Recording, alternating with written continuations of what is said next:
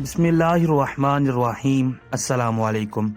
बाबरी मस्जिद जो मुगल बादशाह ज़हीरुद्दीन मोहम्मद बाबर के नाम से मंसूब है, भारतीय रियासत उत्तर प्रदेश की बड़ी मसाजिद में से एक थी, जिसे हिंदू इंतहा पसंदों ने शहीद करके मंदिर तामीर कर दिया।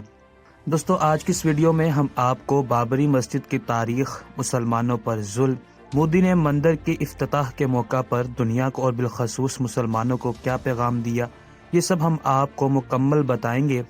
मगर वीडियो के आगाज़ से कबल आपसे गुजारिश है, प्लीज़ हमारे चैनल को सब्सक्राइब करें, साथ में लगे बेल आइकॉन को ज़रूर प्रेस करें ताकि हमारी आने वाली तमाम अपडेट्स आपको बर वक्त मिलती रहें।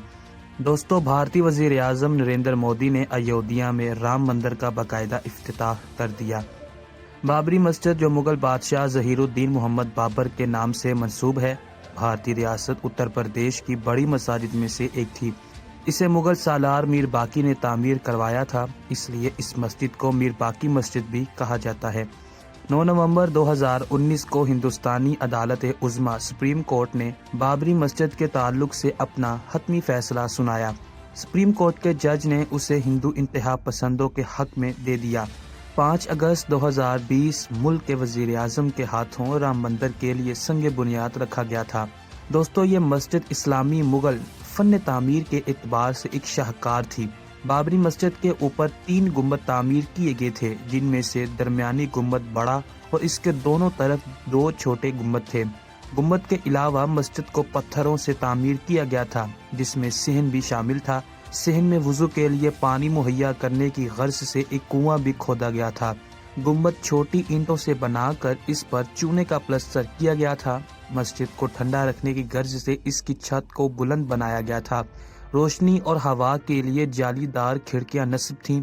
अंदरूनी तामीर में एक इंतहाई ख़ास बात यह थी कि मेहराब में खड़े शख्स की मामूली सरगोशी को मस्जिद के किसी भी अंदरूनी हिस्से में बआसानी सुना जा सकता था।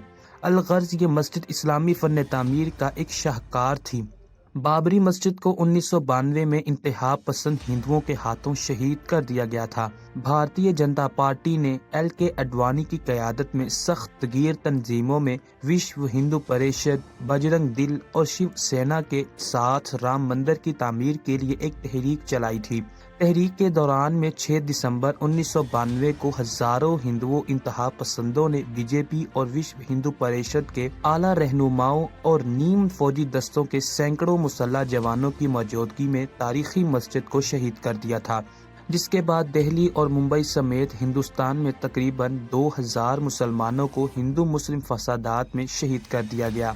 बाबरी मस्जिद को शहीद करने से पहले हिंदू मुजाहिरे के मुंतज़मीन ने यकीन दहानी कराई थी कि मस्जिद को नुकसान नहीं पहुंचाया जाएगा। इस मुजाहिरे में हिंदुस्तान भर से तकरीबन 1.5 से 2 लाख लोगों ने शिरकत की थी। बाबरी मस्जिद हिंदुओं के नजरिए के मुताबिक राम की जन्मभूमि या राम मंदिर पर तामीर की गई है, जबकि मुसलमान इस नजरिए को मुस्तरद करते हैं। बाबरी मस्जिद का तनाज़ा इस वक्त भी मुसलमानों और हिंदुओं के दरमियान में शदीद तनाज़े का बाइस है।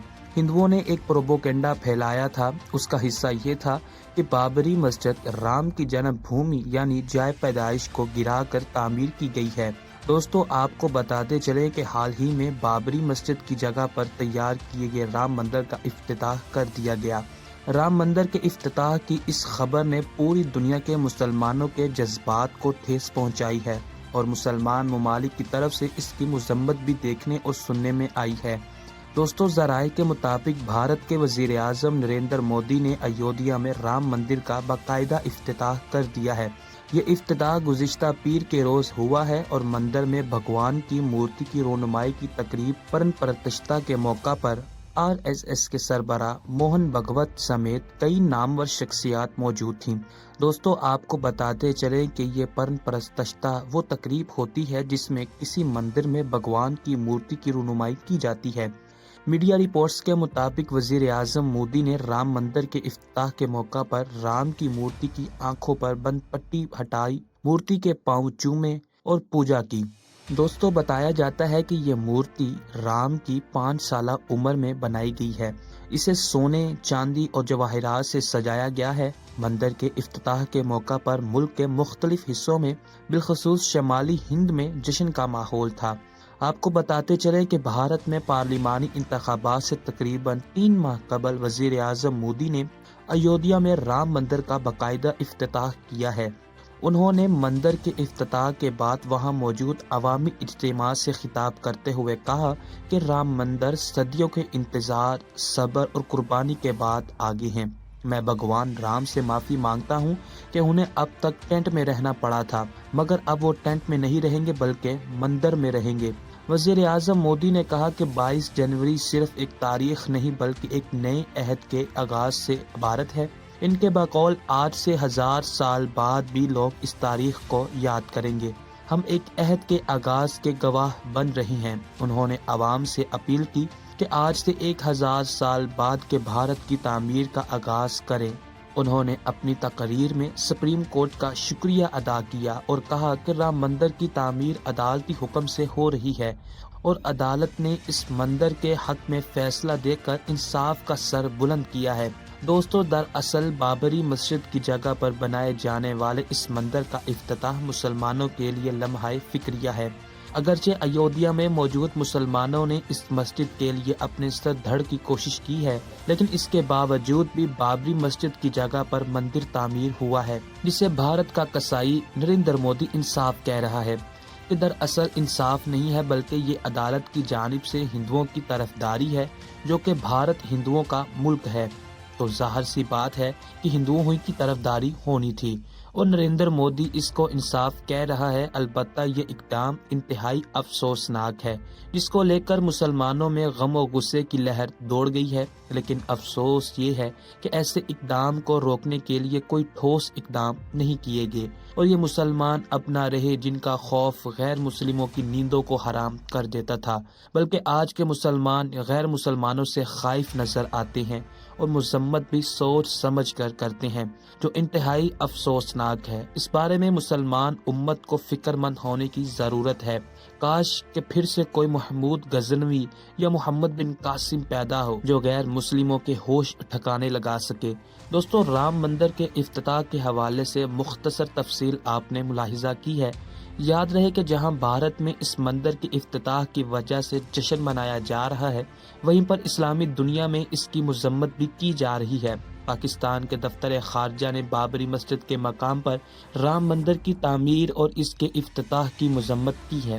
اسلام آباد سے جاری ایک بیان میں ترجمان دفتر خارجہ نے کہا ہے کہ 1992 میں بابری مسجد کو شہید کیا گیا اور پھر بھارتی سپریم کورٹ نے نہ صرف مسجد کو شہید کرنے والے قصورواروں کو بری کیا بلکہ منہدم مسجد کی جگہ پر رام مندر کی تعمیر کی اجازت دی۔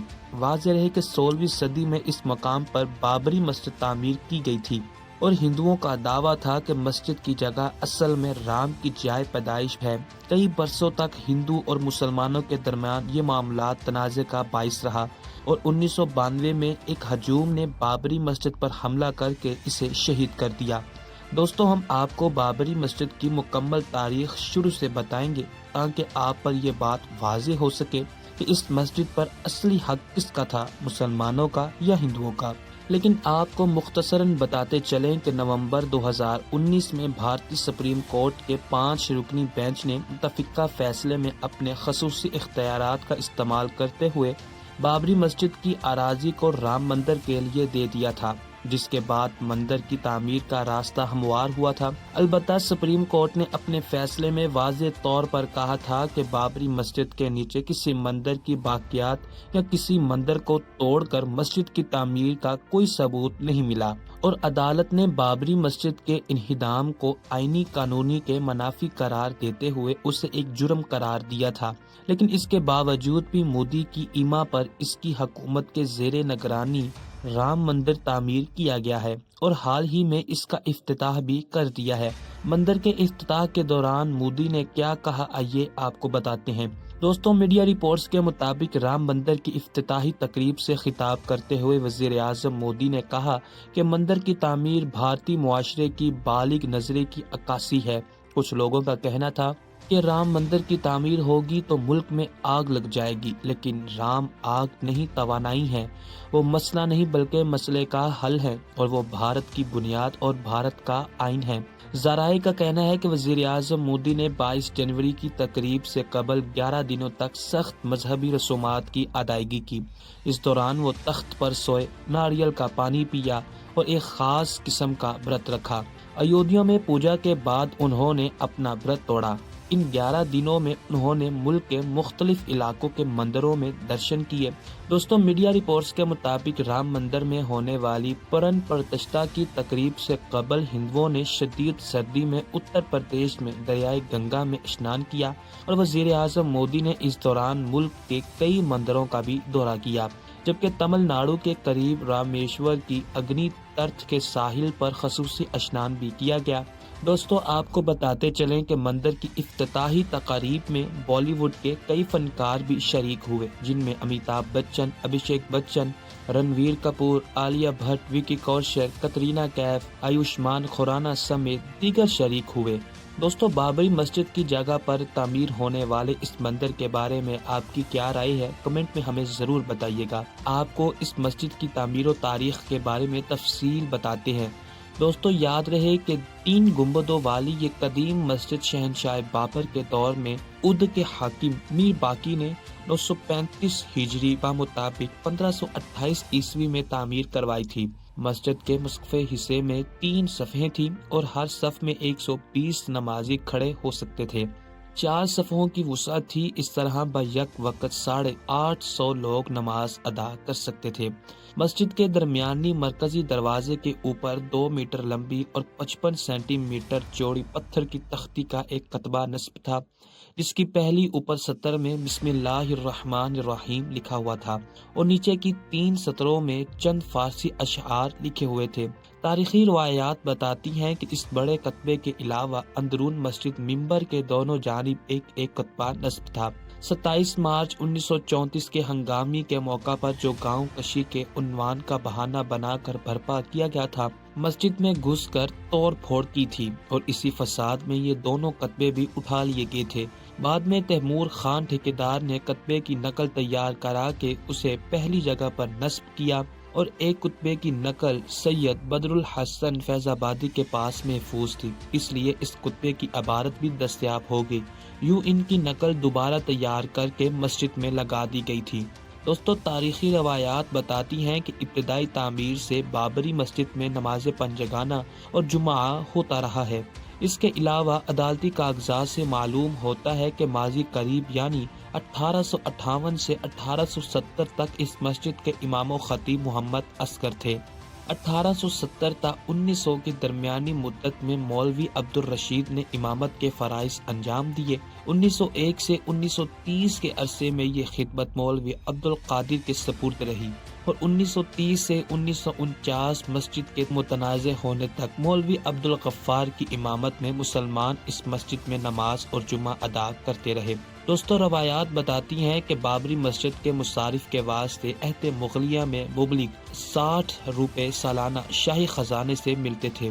نواب اودھ کے دور میں یہ رقم بڑھا کر 302 روپے کر دی گئی تھی۔ برطانوی اقتدار میں بھی یہ رقم بحال رہی۔ پھر ہندو بستے اول کے وقت نقد کی بجائے 2 گاؤں پورن پور اور شولہ پور متصل جو ایودھیا اور اس کے مصارف کے لیے دیے گئے تھے۔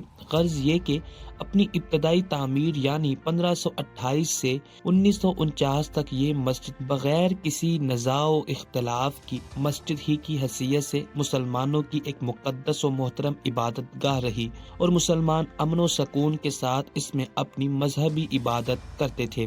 دوستو، آپ کو بتاتے چلیں کہ مستند تاریخوں سے یہ پتہ چلتا ہے کہ بابری مسجد کی تعمیر سے صدیوں پہلے مسلمان ایودھیا میں آباد تھے اور یہاں کے ہندو مسلمان پوری یکجہتی کے ساتھ رہتے تھے اور 1855 سے پہلے کسی مذہبی معاملے میں یہاں کے باشندوں کے درمیان کوئی تنازع رونما نہیں ہوا۔ صحیح تاریخوں سے اس کا کوئی ثبوت نہیں ملتا، لیکن جب اس ملک پر انگریزوں کا منحوس سایہ پڑا اور ان کا یہاں عمل دخل شروع ہوا تو انہوں نے اپنے بدنام زمانہ پالیسی لڑاؤ اور حکومت کرو کے تحت یہاں کے لوگوں میں باہمی منافرت اور تصادم پیدا کرنے کی غرض سے مسجد، مندر، جنم استھان وغیرہ کا خود ساختہ قصبہ چھوڑ دیا، جس کے نتیجے میں 1855 میں ایودھیا کے اندر زبردست خون ریزی ہو گئی۔ دوستو اسی وقت سے اختلاف کی خلیج وسیع سے وسیع تر ہوتی گئی اور نوبت کشیدہ سے کشیدہ ہوتی گئی۔ دوستو روایات بتاتی ہیں کہ شاطر انگریزوں نے سب سے پہلے جنم استھان اور سیتا کی رسوئی کا افسانہ ترتیب دیا اور ایک بدش نجومی کو پہلے سے سکھا پڑھا کر دونوں مقامات کی جگہ معلوم کی۔ اس نے طے شدہ سازش کے مطابق زائچہ کھینچ کر بتا دیا کہ جنم استھان اور سیتا کی رسوئی بابری مسجد سے متصل احاطے کے اندر سے، پھر اپنے زیر اثر ہندوؤں کو اکسایا کہ ان دونوں پوتر کو حاصل کرنے کے لیے کوشش کریں۔ روایات کے مطابق نگی علی خان جو نواب واجد علی خان کی حکومت کے کمسر اور وزیر تھے، انگریزوں کی اس سازش میں ان کا مواد اور طرفدار تھا۔ اس نے اپنے اثر و رسوخ کے ذریعے ناعاقبت اندیش نواب کو اس بات پر راضی کر لیا کہ بابری مسجد سے باہر مگر اس کے احاطے کے اندر جنم استھان اور سیتا رسوئی کے لیے جگہ دے دی جائے۔ چنانچہ مسجد کے مسقف حصے کے بالمقابل آدھا حصہ مسجد کی دیوار سے متصل داہنی سمت سیتا رسوئی کے لیے اور صحن مسجد سے باہر بائیں پورب کی جانب جنم استھان کے نام سے 21 فٹ لمبی اور 18 فٹ چوڑی جگہ دے دی گئی، جس پر اسی وقت سے پوجا پاٹ کا سلسلہ بھی شروع کر دیا گیا۔ حالانکہ جس وقت یہ افسانہ ایجاد کیا گیا اس سے برس ہا برس پہلے سے کرب شہر میں جنم استھان کا مندر موجود تھا اور آج بھی موجود ہے، لیکن دوستو انگریزوں کی سازش اور اپنوں کی غداری کی وجہ سے اس وقت مسجد اور جنم استھان کے درمیان مدفاصل قائم کرنے کی غرض سے صحن مسجد کے ارد گرد آئینی سوراخوں کی باڑ کھڑی کر دی گئی اور اسی منحوس تاریخ سے ایودھیا میں مذہبی کشمکش شروع ہو گئی اور یہاں کے ہندو مسلم مندر مسجد کے نام پر آپس میں دست و گریبان ہو گئے۔ 22 جنوری 2024 کو وزیر اعظم نریندر مودی نے باقاعدہ رام مندر کا افتتاح کر دیا اور یہ سب مسلمانوں کی نااہلی اور ناکامی کی وجہ سے ہوا۔ وہ مسلمان جو کبھی ایک اللہ سے ڈرتے تھے آج موت کے خوف سے تھر تھر کانپتے ہیں۔ وہ مسلمان جنہوں نے کبھی دنیا پر حکومت کی تھی آج انہی پر اس روح زمین کو تنگ کر دیا گیا ہے۔ آج کشمیر کے مسلمانوں پر ظلم کیا جا رہا ہے، برما کے مسلمانوں پر ظلم کیا جا رہا ہے، غزہ کے مسلمانوں پر ظلم کے پہاڑ توڑ دیے گئے۔